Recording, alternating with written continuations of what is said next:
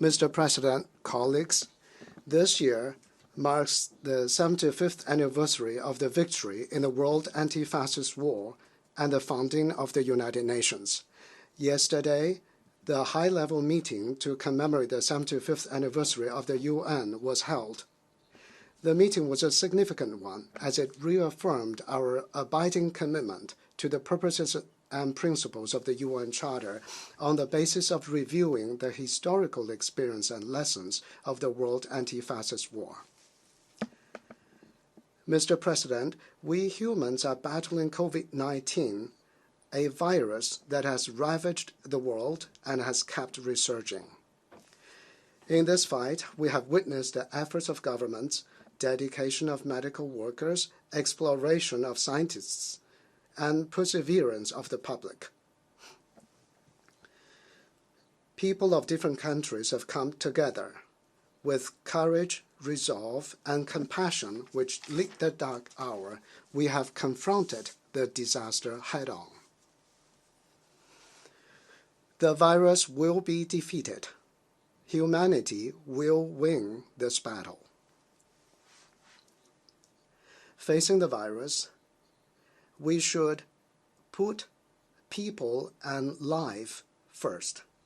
We should mobilize all resources to make a science-based and targeted response. No case should be missed, and no patient should be left untreated. The spread of the virus must be contained. Facing the virus, we should enhance solidarity and get this through together. We should follow the guidance of science, give full play to the leading role of the World Health Organization, and launch a joint international response to beat this pandemic. Any attempt of politicizing the issue or stigmatization must be rejected. Facing the virus, we should adopt comprehensive and long-term control measures. We should reopen businesses and schools in an orderly way so as to create jobs, boost the economy, and restore economic and social order and vitality. The major economies need to step up micro-policy coordination. We should not only restart our own economies, but also contribute to global recovery. Facing the virus, we should show concern for and accommodate the need of developing countries, especially African countries. The international community needs to take timely and robust measures in such fields as debt relief and international assistance, ensure the implementation of the 2030 Agenda for Sustainable Development, and help these countries overcome their difficulties.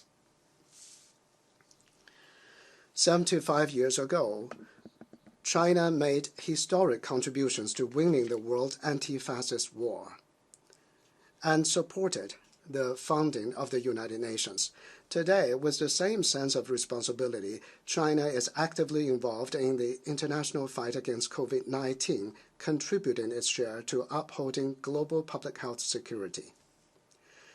Going forward, we will continue to share our epidemic control practices as well as diagnostics and therapeutics with other countries, provide support and assistance to countries in need, ensure stable global anti-epidemic supply chains, and actively participate in the global research on tracing the source and transmission routes of the virus.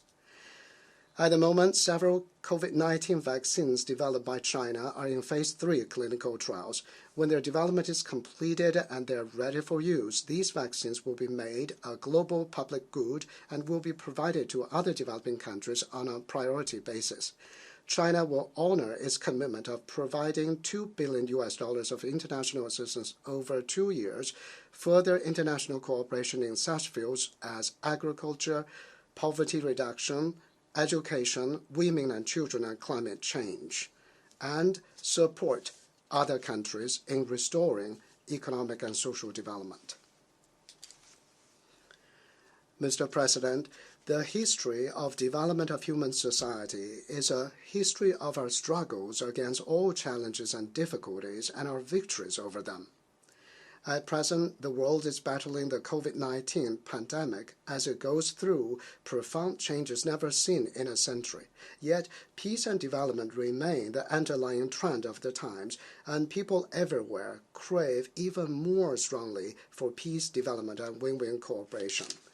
COVID-19 will not be the last crisis to confront humanity, so we must join hands and be prepared to meet even more global challenges.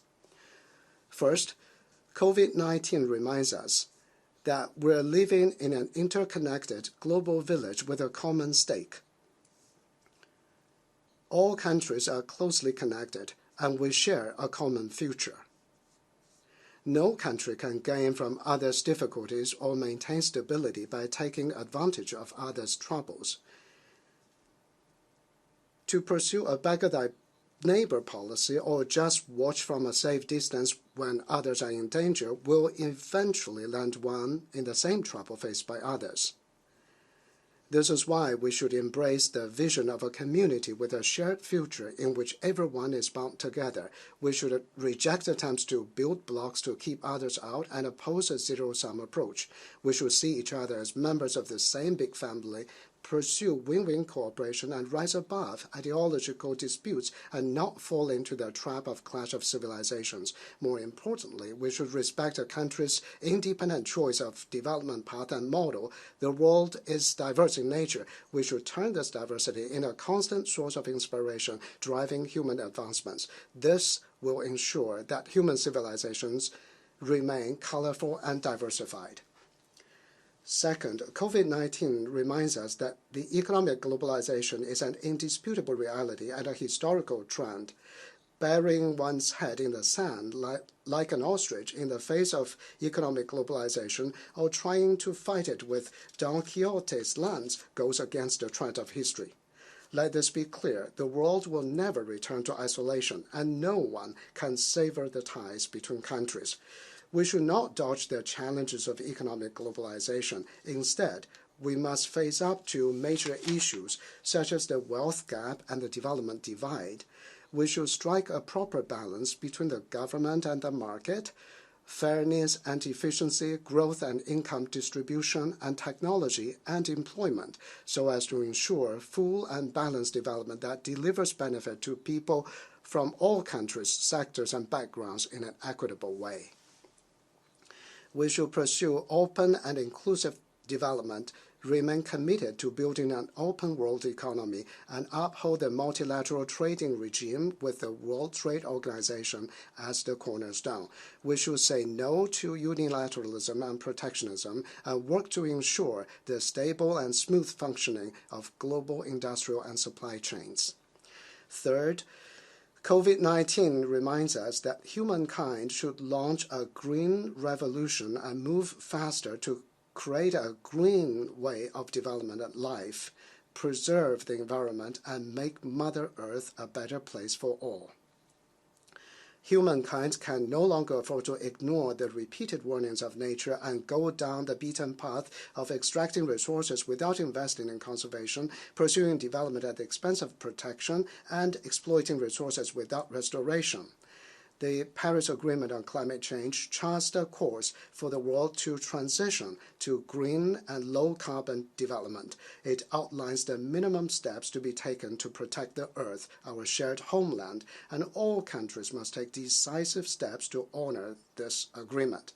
China will scale up its intended nationally determined contributions by adopting more vigorous policies and measures. We aim to have CO2 emissions peak before 2030 and achieve carbon neutrality before 2060. We call on all countries to pursue innovative, coordinated, green, and open development for all, seize the historic opportunities presented by the new round of scientific and technological revolution and industrial transformation, achieve a green recovery of the world economy in the post-COVID era, and thus create a powerful force driving sustainable development. Fourth, COVID-19 reminds us that the global governance system calls for reform and improvement. COVID-19 is a major test of the governance capacity of countries. It is also a test of the global governance system. We should stay true to multilateralism and safeguard the international system with the UN at the core. Global governance should be based on the principle of extensive consultation, joint cooperation, and shared benefits so as to ensure that all countries enjoy equal rights and opportunities and follow the same rules. The global governance system should adapt itself to evolving global political and economic dynamics, meet global challenges, and embrace the underlying trend of peace, development, and win-win cooperation. It is natural for countries to have differences. What's important is to address them through dialogue and consultation. Countries may engage in competition, but such competition must be positive and healthy in nature. When in competition, countries should not breach the moral standard and should comply with international norms. In particular, major countries should act like major countries. They should provide more global public goods, take up their due responsibilities, and live up to people's expectations. Mr. President, since the start of this year, we, the 1.4 billion Chinese, undaunted by the strike of COVID-19, and with the government and the people united as one, have made all-out efforts to control the virus and speedily restore the life and economy of normalcy. We have every confidence to achieve our goals within the set time frame to finish the building of a moderately prosperous society in all respects, lift out of poverty all rural residents living below the current poverty line, and meet 10 years ahead of schedule the poverty eradication target set out in the 2030 Agenda for Sustainable Development. China is the largest developing country in the world, a country that is committed to peaceful, open, cooperative, and common development. We will never seek hegemony, expansion, or sphere of influence. We have no intention to fight either a Cold War or a hot one with any country. We will continue to narrow differences and resolve disputes with others through dialogue and negotiation. We will not seek to develop only ourselves or engage in zero-sum game. We will not pursue development behind closed doors. Rather, we aim to foster over time a new development paradigm with domestic circulations as the mainstay and domestic and international circulations reinforcing each other. This will create more space for China's economic development and add impetus to global economic recovery and growth. China will continue to work as a builder of global peace, a contributor to global development, and a defender of international order. To support the UN in playing its central role in international affairs, I hereby announce the following steps to be taken by China. China will provide another $50 million to the UN COVID-19 Global Humanitarian Response Plan. China will provide $50 million to the China FAO South-South Cooperation Trust Fund, Phase 3. China will extend the Peace and Development Trust Fund between the UN and China by 5 years after it expires in 2025. China will set up a UN Global Geospatial Knowledge and Innovation Center and an International Research Center of Big Data for Sustainable Development Goals to facilitate the implementation of the 2030 Agenda for Sustainable Development.